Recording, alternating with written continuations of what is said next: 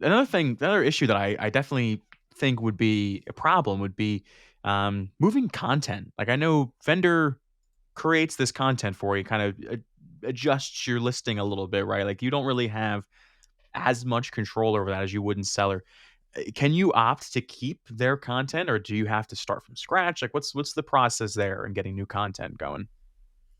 When you make the decision to move over to Seller Central, you should share the brand registry rights with the Seller Central account.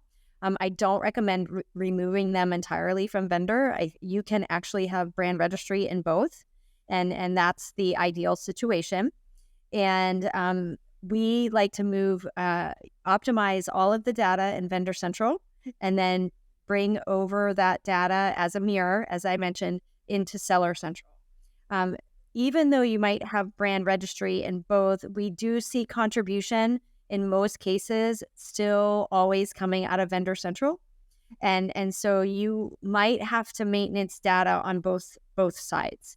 That is something that we do. If we build a variation in Vendor Central, we will mirror that variation in the back end of Seller Central, just so we keep our data really organized, and we understand that they're both very similar.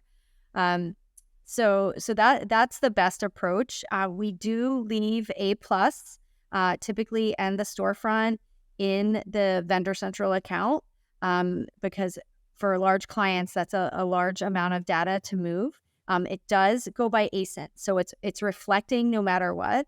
You can choose to move it over if you move your brand registry over entirely, but in most cases, we leave A plus and videos and any kind of enhanced content in vendors.